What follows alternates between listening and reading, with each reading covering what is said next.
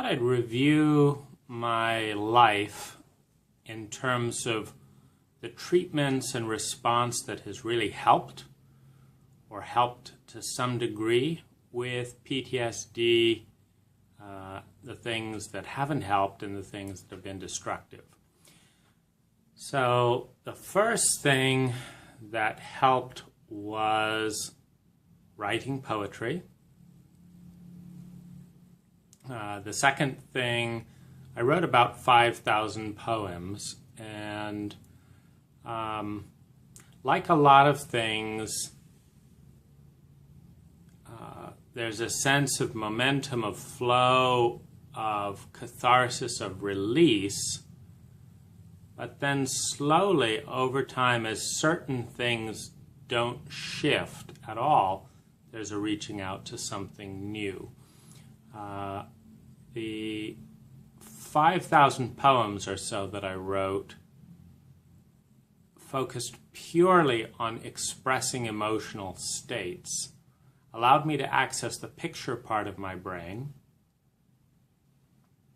let pictures develop that were a direct response to feelings, and once externalized and put into form, the pictures would take on an evolutionary development. And so, for example, I remember the moment when I first wrote a poem. I didn't say I want to be a poet or anything. I just started relating. I was in so much pain, in so much rage, that I realized if I smashed my entire room, violence wasn't potent enough to communicate the feeling. And so I just focused 100% of that rage, hurt, hate, just intense rage and hostility into the pen. And I just let it move. And sometimes it would move in a word.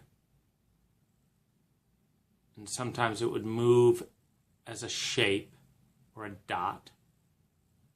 And what I was looking for is what is the movement that will let this intense bandwidth of really painful black energy just to flow and be externalized so it's not stuck in my body. And over time, as I would stay with a present emotion in that place, it would evolve. So I might start out, fuck, much slower than that, just feeling every nuance of the pen, rage, ... hold space, how does it want to crystallize, just be totally present. That might take 20 minutes to really capture that moment. Then, once an image would take shape, my imagination would often suggest a transformative direction. And once it was an image place, language into image, image would evolve, come back into language.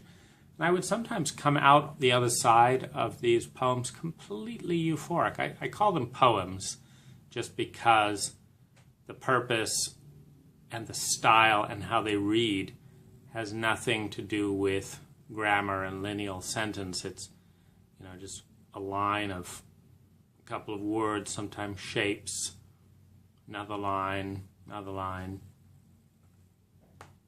And I got into a routine where after my nap, I would write 20 minutes of poetry, and they would just flow out so easily, 1 to 3 poems a day.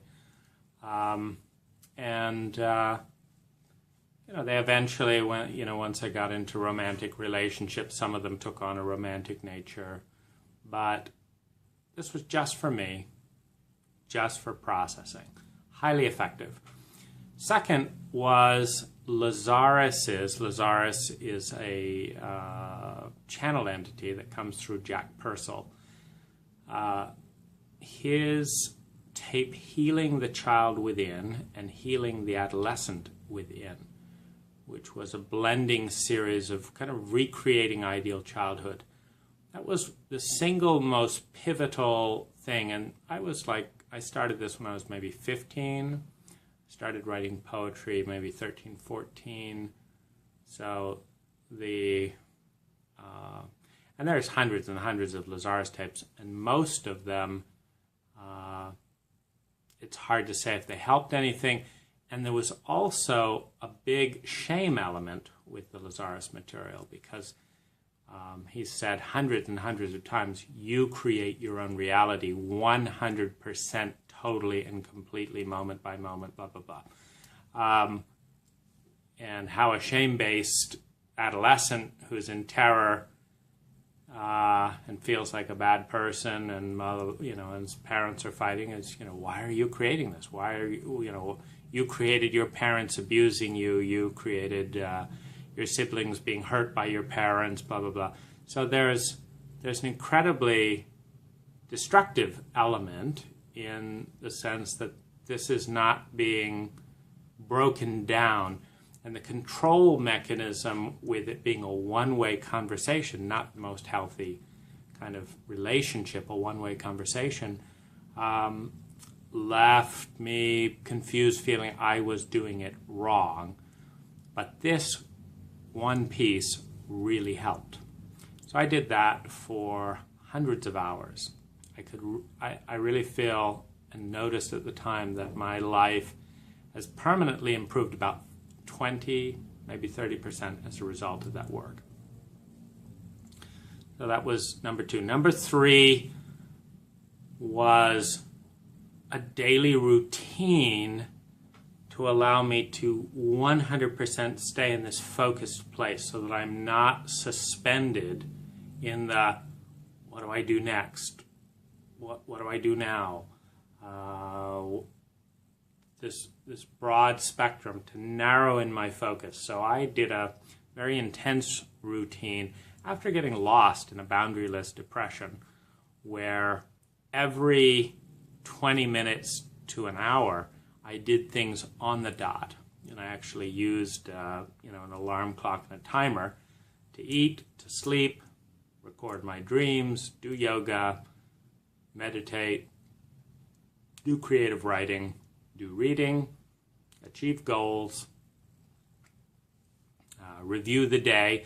That was, I would say, one of the next best bits was a bit of journaling, where at the end of each day I would say, this happened, this is my thought about what's happened, this was my feeling about what happened, this is my choice, what I'm going to do as a result of what happened.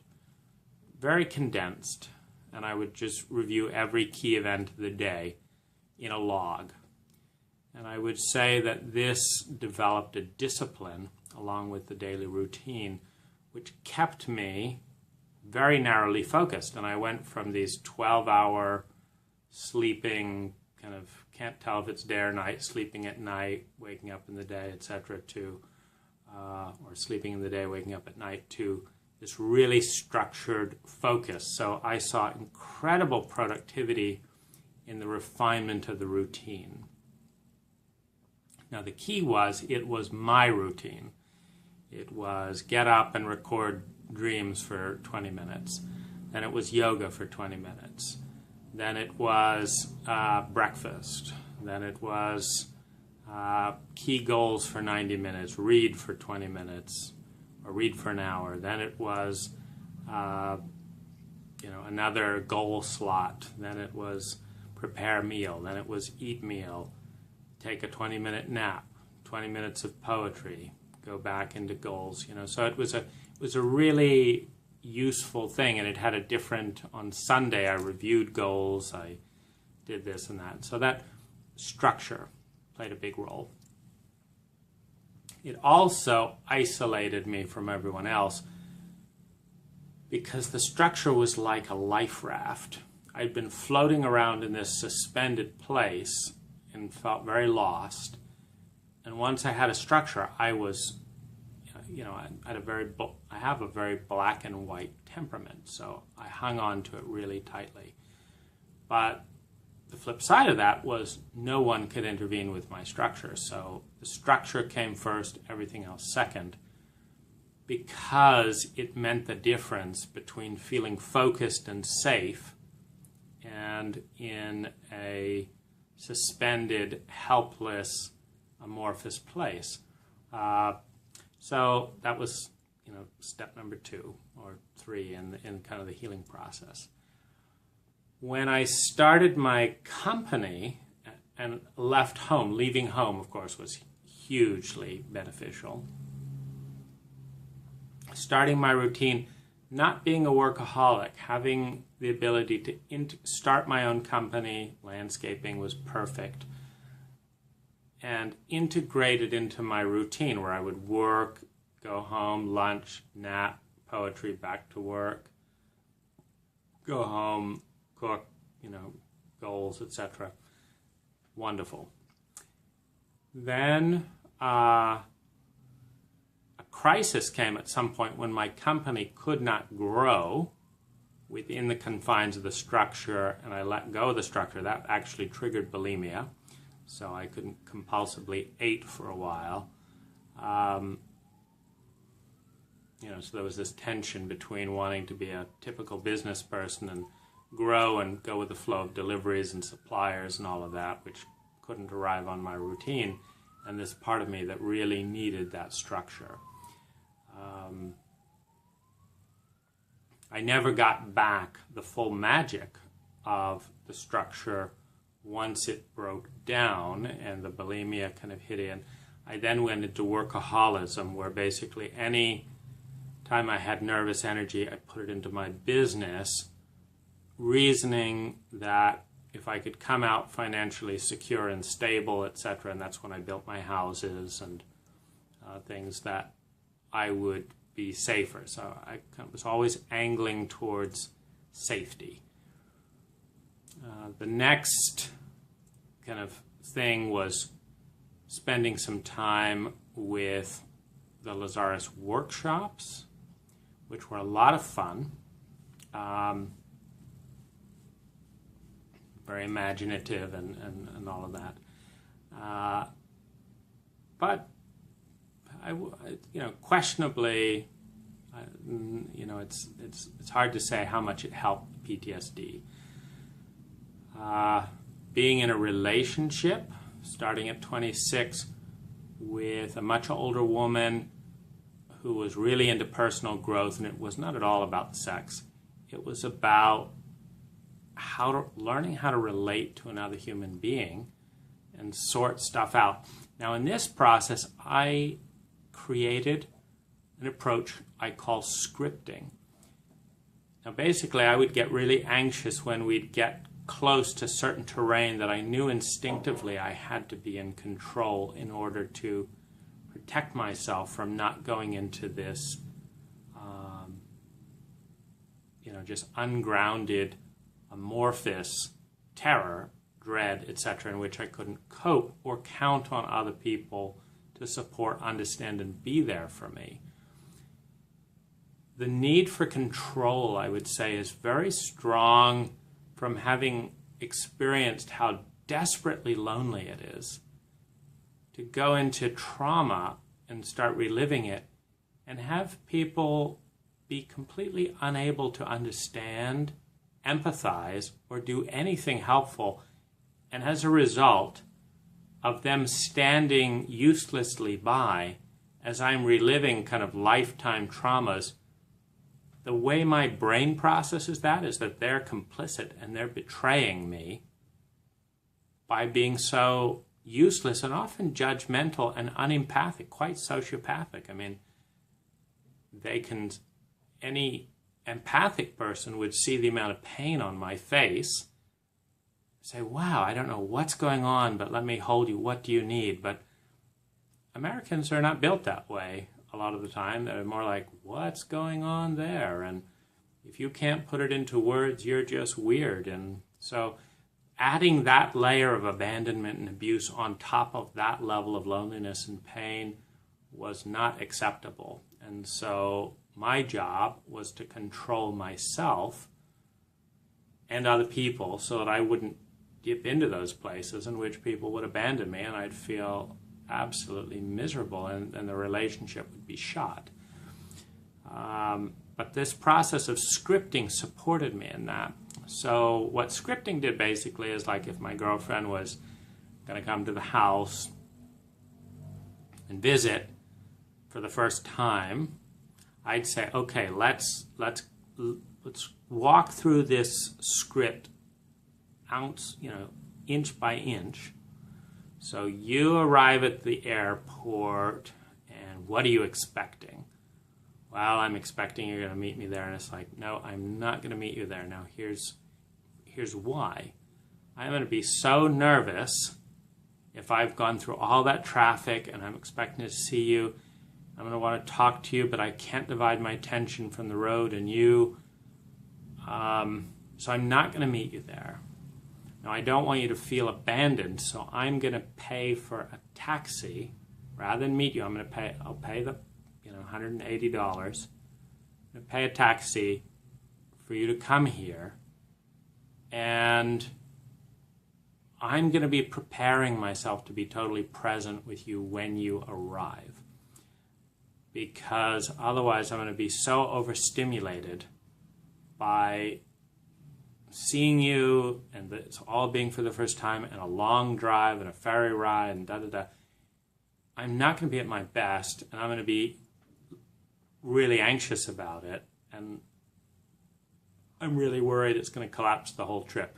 So we just pause at that point until she understands and I understand, and we have the freedom. I said, if this feels rude to you and all that, and it's going to damage our relationship, don't come. But we've got to have a script we both feel good about if you're going to come. And we've got to walk through it inch by inch, because that's how you're not going to be surprised by some of the things that are unusual about me. And I'm not going to feel cornered between the trauma of you judging me, getting upset, abandoning me, and leaving or hurting and that kind of thing, or me having to do things I can't do and be within my emotional tolerance zone. So we've got to work through this script. And we would work. And she was a very assertive. When she got scared, she'd get angry and aggressive and stuff. So it was also important to work through the script, because I could not tolerate that kind of anger and aggression coming towards me. And so my safety mechanism was to walk through each step of the relationship and make agreements. So this is our script. And we have an agreement to go through the relationship in this way, unless we both agree to shift it. And if that's not agreeable, we can pause or cancel a particular activity, because I'd rather not fight, not traumatize, or have something you don't like. And so that was the strategy. Hugely effective. Hugely effective. The next wave and step of some use was therapy. This was useful because therapists like me. They like the fact that I'm self-aware. They like the fact that I can put feelings into words. They like listening. Talking is one of the things that I obsess about, so I can get into a flow when I'm talking, as long as no one interrupts me. I can follow a thread all the way through to the end, and it's satisfying, because there's a thread of sanity that's, I can both create and observe and learn about. And I'm one of the people that is a learner by talking. There's some people that learn by doing. I'm also one of that. There's some people that learn by writing. I also can learn that way. Some people that learn by listening. Some people by watching. Some people by just watching, by reading. But one of the ways I learn is by talking, because there's a part of my brain that can speak something another part of my brain doesn't know until I've spoken it. And then that part of my brain says, I didn't know that, or that's a good point, and that probably means this and this. So one of the reasons these videos are a win is the part of me that's watching all this is digesting some of these things for the first time. So a lot of the time people think when I'm passionate or even compulsive about talking that it's all for them. What I find is I have great insights, I have great perceptions. The people that follow them often benefit. But what often happens is an individual completely ignores all my insights and advice. The part of my brain that's been listening says those are good ideas. I then take immediate action on them and my life improves. So that's kind of my win, since those of you who are teachers or writers, I learned a long time ago that there'd probably never be any money in books or teaching.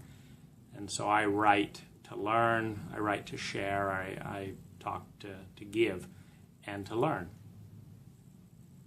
Very helpful. So therapists validated that I wasn't crazy, which was good, because they were the first people to actually listen to dozens and dozens of hours of synthesized thoughts and patterns and observations that I had, and give me some feedback from the outside of, can you track that? Does that make sense to you?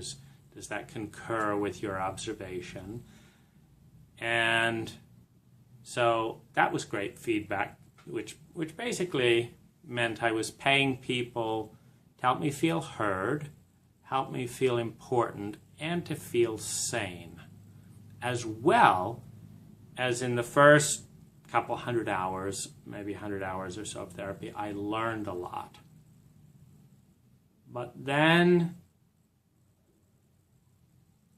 the fruits of the therapy started to taper off. But this underlying dread, panic, anxiety, rage, dread, and all that did not.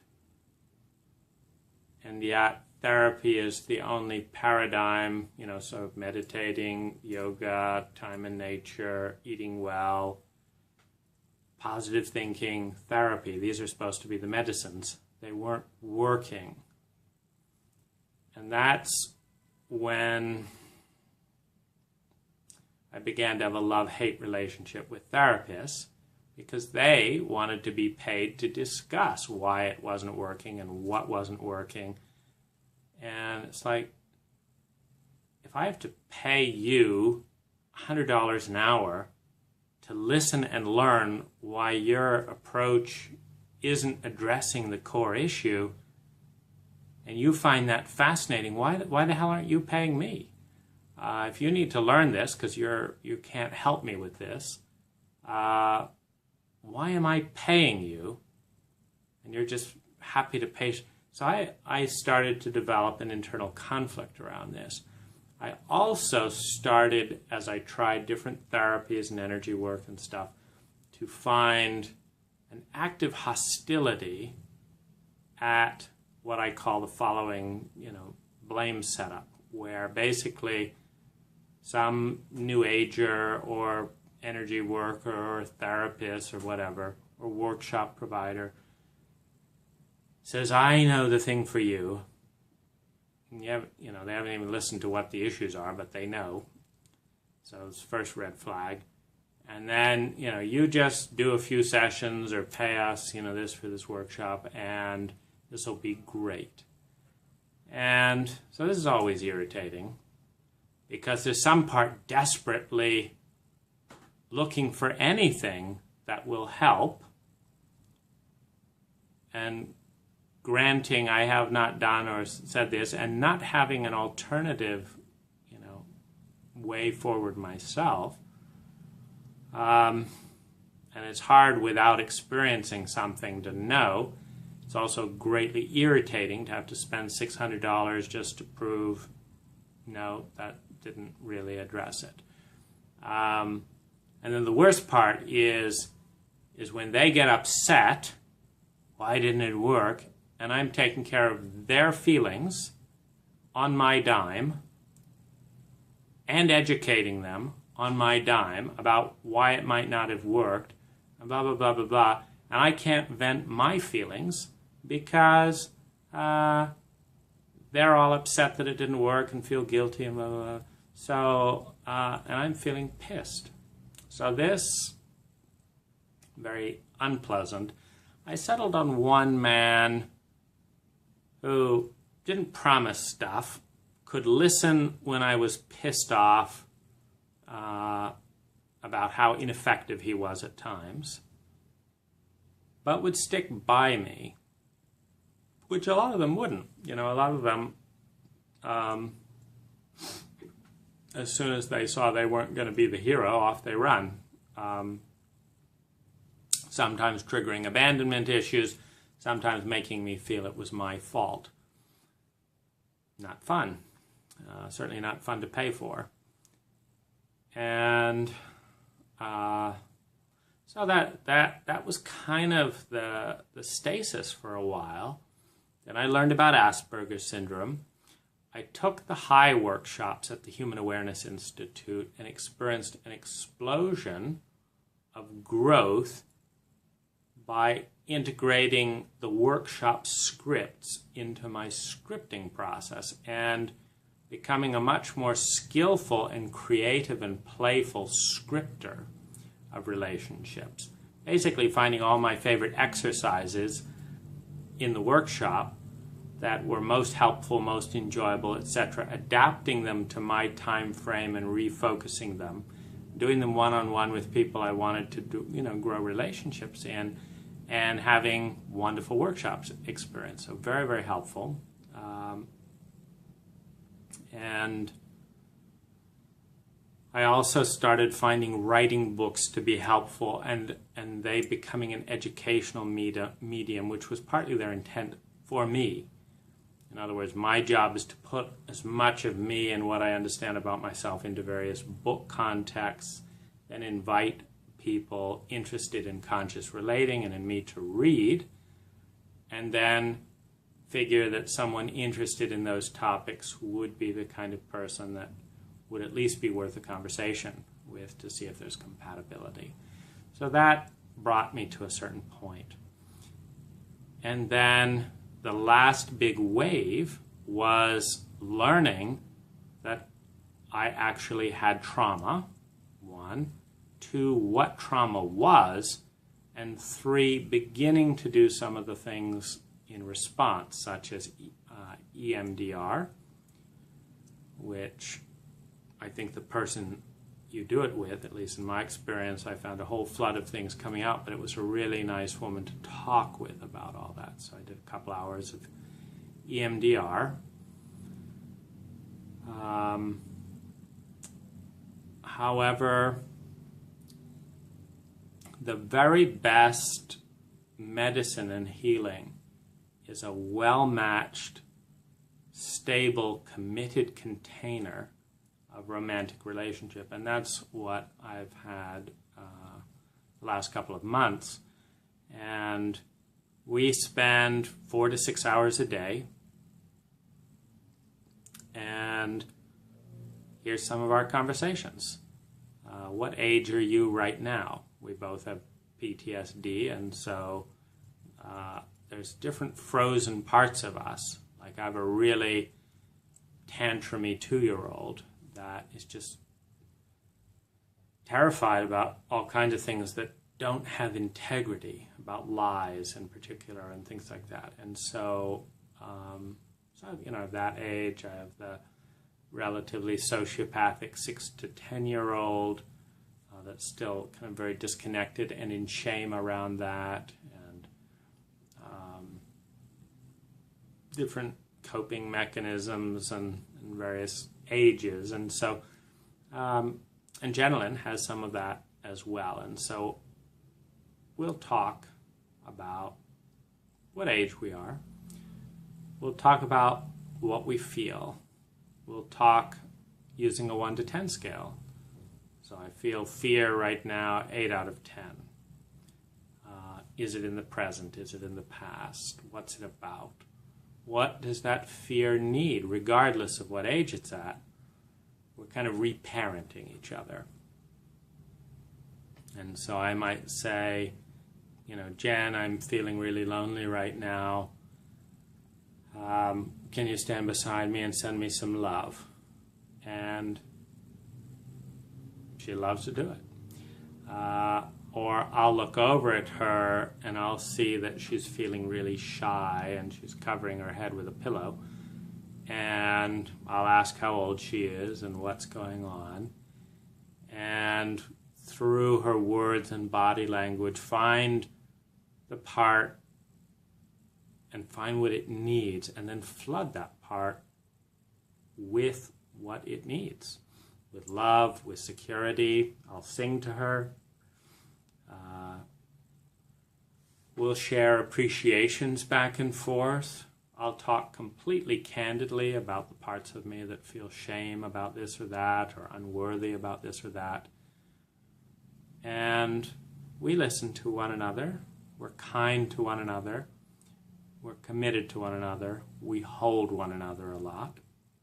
Sometimes we'll have sex. Sometimes we'll refrain from sex to focus on an age or a feeling that would it would distract from that age and feeling to be sexual. Deep sex is a wonderful release from panic and anxiety. There's a deep physical memory in orgasm with someone who loves you and is safe. And it's a way to reset for sometimes hours. So sometimes I'll just lay there for hours after orgasm and give my body 4 hours, which might be less than 1%, way less than 1% of the amount of rest my body has really felt in an awake state in a lifetime. It's just wonderful to have all those chemicals and stuff going through. And so this is what works for me at this time more than anything else. I still feel flooded at times with loneliness, and so I'm usually working on a book, and so